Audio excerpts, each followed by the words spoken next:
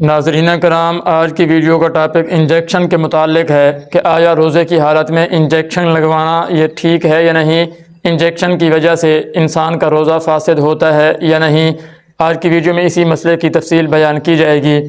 ناظرین کرام، یہ بات یاد رہے کہ انجیکشن لگانے سے پھر چاہے وہ رگ کے اندر لگایا جائے یا اسی طرح گوشت کے اندر لگوایا جائے، انجیکشن کی وجہ سے انسان کا روزہ فاسد نہیں ہوتا۔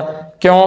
اس لیے کہ انجیکشن کے ذریعے جو دوائی انسان کے بدن کے اندر جا رہی ہے وہ اصلی راستوں سے نہیں جا رہی، بلکہ وہ تو رگوں اور مساوات کے ذریعے سے جا رہی ہے۔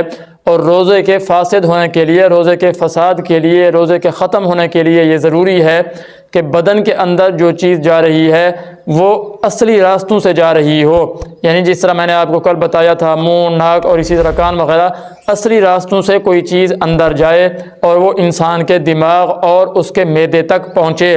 حالانکہ انجیکشن کے اندر ایسا بالکل نہیں ہو رہا، وہ جو دوائی بدن کے اندر جا رہی ہے وہ معدے اور دماغ تک نہیں پہنچ رہی، تو اس لیے انجیکشن کی وجہ سے روزہ فاسد نہیں ہوتا۔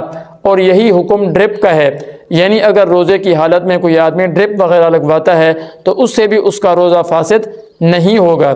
کیوں؟ اس لیے کہ فساد صوم کے لیے وہ جو چیز بدن کے اندر جا رہی ہے اس کا دماغ اور معدے تک پہنچنا ضروری ہے، اور یہاں وہ چیز دماغ اور معدے تک نہیں پہنچ رہی، تو اس لیے اس حالت میں انسان کا روزہ فاسد نہیں ہوگا۔ اور دوسری بات یہاں پر یہ بھی سمجھ لیجئے کہ اگر کوئی آدمی اس ارادے سے اور اس نیت سے طاقت کا انجیکشن لگواتا ہے، یعنی طاقت حاصل کرنے کے لیے، جس طرح کہ آج کل طاقت کے انجیکشن آ گئے ہیں، کوئی طاقت حاصل کرنے کے لیے انجیکشن اس نیت سے لگواتا ہے کہ مجھے روزہ محسوس نہ ہو، یعنی اگر روزے کے اندر کوئی انسان کو بھوک پیاس وغیرہ کی ہلکی سی تکلیف ہوتی ہے تو وہ اس تکلیف سے بچنے کے لیے طاقت کا انجیکشن لگواتا ہے کہ مجھے روزہ محسوس نہ ہو، تو اس طرح طاقت کا انجیکشن لگوانے سے روزہ مکروہ ہو جائے گا۔ اب بھی روزہ ختم نہیں ہوگا، فاسد نہیں ہوگا، لیکن روزہ مکروہ ضرور ہو جائے گا۔ تو اس لیے طاقت کا انجیکشن اس ارادے سے نہیں لگوانا چاہیے۔